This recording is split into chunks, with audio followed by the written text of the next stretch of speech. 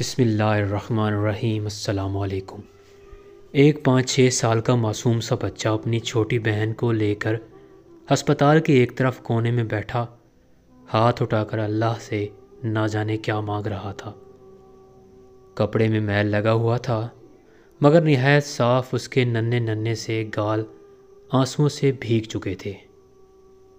بہت سے لوگ اس کی طرف متوجہ تھے اور وہ بالکل بے خبر اپنے اللہ سے باتوں میں لگا ہوا تھا۔ جیسے ہی وہ اٹھا، ایک اجنبی نے بڑھ کر اس کا ننھا سا ہاتھ پکڑا اور پوچھا، کیا مانگا اللہ سے؟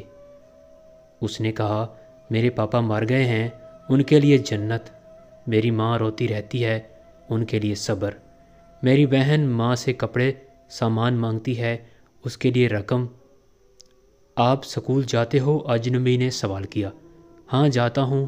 اس نے کہا، کس کلاس میں پڑھتے ہو؟ اجنبی نے پوچھا۔ نہیں انکل، پڑھنے نہیں جاتا، ماں چنے بنا دیتی ہے، وہ اسکول کے بچوں کو فروخت کرتا ہوں، بہت سارے بچے مجھ سے چنے خریدتے ہیں، ہمارا یہی کام دھندا ہے۔ بچے کا ایک ایک لفظ میری روح میں اتر رہا تھا۔ تمہارا کوئی رشتہ دار؟ نہ چاہتے ہوئے بھی اجنبی بچے سے پوچھ بیٹھا۔ پتہ نہیں، ماں کہتی ہے غریب کا کوئی رشتہ دار نہیں ہوتا۔ ماں جھوٹ نہیں بولتی، پر انکل مجھے لگتا ہے میری ماں کبھی کبھی جھوٹ بولتی ہے۔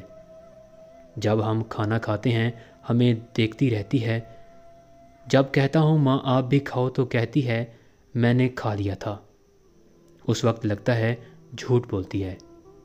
بیٹا اگر تمہارے گھر کا خرچ مل جائے تو پڑھائی کرو گے؟ بالکل نہیں۔ کیوں؟ تعلیم حاصل کرنے والے غریبوں سے نفرت کرتے ہیں انکل۔ ہمیں کسی پڑھے ہوئے نے کبھی نہیں پوچھا، پاس سے گزر جاتے ہیں۔ اجنبی حیران بھی تھا اور پریشان بھی۔ پھر اس نے کہا، ہر روز اس مسجد میں آتا ہوں، کبھی کسی نے نہیں پوچھا۔ یہاں تمام آنے والے میرے والد کو جانتے تھے مگر ہمیں کوئی نہیں جانتا۔ بچہ زور زور سے رونے لگا۔ انکل جب باپ مر جاتا ہے تو سب اجنبی کیوں ہو جاتے ہیں؟ میرے پاس اس کا کوئی جواب نہیں تھا اور نہ ہی میرے پاس بچے کے سوال کا جواب ہے۔ کوشش کیجئے اور اپنے ارد گرد ایسے ضرورت مند یتیموں، بے سہاروں کو ڈھونڈیے اور ان کی مدد کیجئے۔